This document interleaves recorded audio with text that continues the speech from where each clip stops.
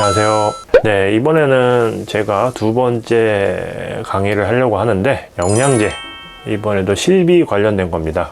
영양제에 어떻게 보상을 할 수 있는지 그 부분에 대해서 제가 또 면밀히 또 상세하게 말씀 한번 드려볼게요. 자, 이번에도 2009년도 이후에 가입된 2세대 실비 기준으로 말씀을 드릴게요. 자, 일단은 제가 보여드리는 약관상의 항목을 한번 보시면 됩니다.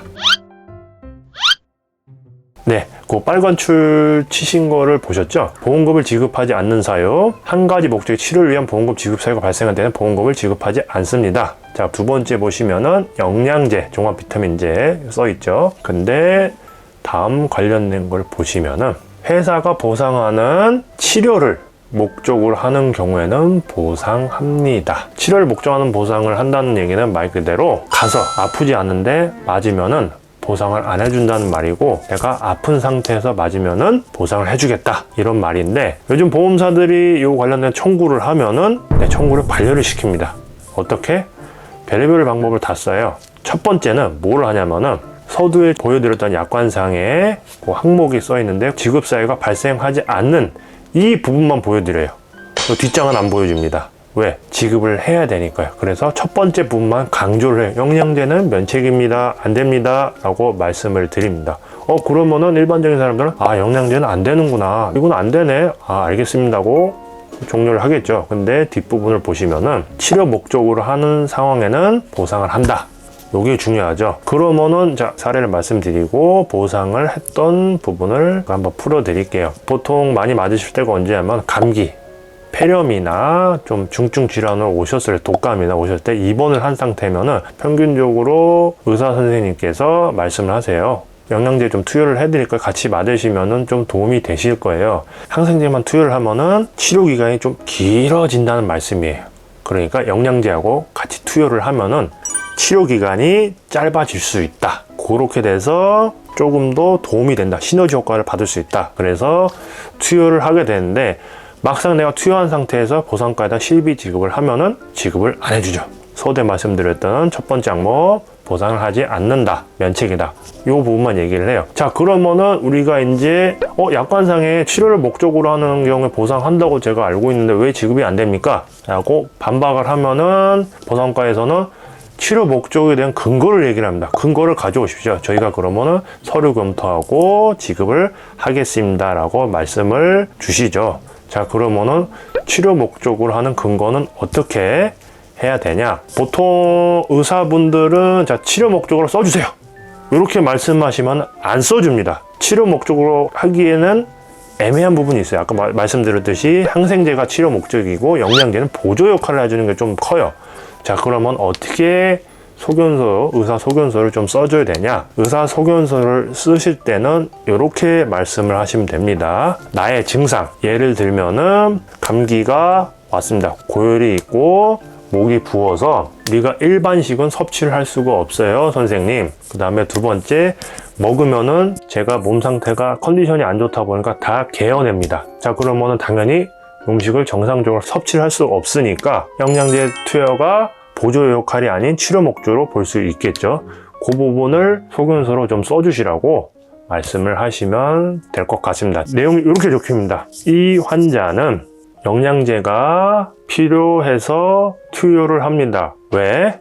환자 본인의 몸 상태가 식사를 목이 부어서 할 수가 없고 컨디션이 안 좋아 식사를 하게 되면은 구토를 유발하기 때문에 영양제와 항생제를 같이 투여를 해야만 하는 상황입니다. 라고 환자의 증상을 얘기하면서 필요하다는 목적을 얘기를 해줘요. 자, 그렇게 되면은 소견서가 완성이 됩니다. 그러면은 우리가 아까 말씀드렸던 약관의 치료 목적으로 볼 수 있는 근거 자료를 마련을 했죠. 의사의 주치의 소견이 들어가면은 약관상에 부합이 됩니다.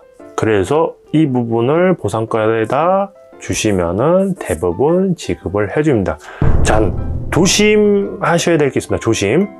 어떤 부분 조심하셔야 되냐면, 자, 소견서를 넣고 이번에 지급을 해드리겠는데 다음번에는 저희가 지급을 못합니다. 왜요? 일회성으로. 원래 안 되는 거기 때문에 일회성으로만 지급해 드릴 거예요. 라고 소견서 안 받고 하시는 분도 있고, 소견서를 받은 다음에 이렇게 꺾는 보상과 직원이 있어요. 예, 요거 조심하셔야 됩니다. 항상 보상과 직원이 나와서 이야기를 하면은 사인해 주세요. 개인정보 사인해 주세요. 의료 자문 받겠습니다. 법률 자문 받겠습니다. 이런 거는 사인을 해 주시면은 보험회사 쪽으로 유리한 쪽으로 자문이 들어오기 때문에 절대로 하시면 안 됩니다. 그리고 약관에 항목이 써 있기 때문에 소견서 하나로만으로 충분하게 보상이 가능한 부분입니다. 그거를 강조를 계속 해주시면 됩니다. 만약에 이런 부분 자꾸 나가서 보상 조사를 해야 되고 뭐 이랬나, 의사의 의무기록지 정도는 가져가셔도 됩니다. 내가 치료받은 병원에 있는 의료 기록지 정도는 가져가셔도 됩니다. 그래서 그 부분 빼고는 나머지는 다 사인을 하시면 안 됩니다. 사인하는 순간 약관의 효력이 없어집니다. 진짜 조심해야 돼요. 이거는 변호사 할아버지가 와도 못 막습니다. 제가 지금 말씀드리는 거는 아까 서두에 말씀드렸듯이 그냥 가서 영양제 맞겠습니다, 이런 얘기가 아니라 내가 아플 때 보조적으로 맞는 거를 치료 목적으로 해서 받을 수 있다고 말씀을 드리는 거예요. 뭐 제가 보상까지 가서 한번 이런 얘기를 해드린 적이 있어요. 자, 영양제 투여를 치료 목적으로 했는데 왜 자꾸 보상을 안 해주시냐. 어차피 이번 영양제 투여를 안 하면은 그만큼 치료 기간이 오래 걸린다. 왜? 의사 선생님 말씀대로 영양제가 보조 역할을 같이 해줘야지 회복 속도가 빠르다 이거예요. 감기나 몸살 증상이 있으면 시력이 굉장히 떨어져요. 대부분 환자들이. 그러면 영양제를 맞으면 같이 치료 효과가 좋아지기 때문에 의사 선생님께서는 권하시는 거예요. 그래서 이거는 말 그대로 치료 목적으로 볼 수가 있기 때문에 보상과 직원분들한테 어차피 치료 기간 길어지면은 입원비, 치료비가 더 나가지 않겠냐, 그런 얘기를 가끔 말씀을 드립니다. 그러면은 조금 서로 간에 협의가 되는 거겠죠. 이런 부분은 그런 식으로 좀 처리를 하시면 될 것 같고요. 자, 제가 말씀드리는 건 항상 편법이 아니라 내가 낸 보험금을 정상적으로 지급을 받기 위해서 말씀을 드리는 거, 정상적으로. 네, 편법이 아닙니다. 이거는 지급을 해도 안 준다거나 일회성으로 준다거나, 일회성으로 주면은 진짜 이거는 바보 되는 거예요. 바보. 실비에서 우리가 이제 5천만 원 한도로 지급을 받을 수 있는데 그 부분이 완전히 없어지는 거죠. 뭐 마찬가지입니다. 이런 부분에 대해서 내가 정상적으로 지급을 받기 위한 목적으로 쓰이는 거니까 꼭 놓치지 마시고, 영양제 관련된 거는 이런 식으로 보상을 받으시면 되겠습니다. 국가에서 비급여로 정해 있습니다. 비급여. 최대한 돈 나가는 막으려고 이런 식으로 방어를 좀 합니다. 네. 근데 저는 뭐 그렇게 생각해요. 돈을 내가지고 내가 탈 때쯤 되는데 뭐 돈 낸 게 한 10년 지나서 이거 한번 타려고 해도 돈이 안 나오는데 억울하지 않습니까?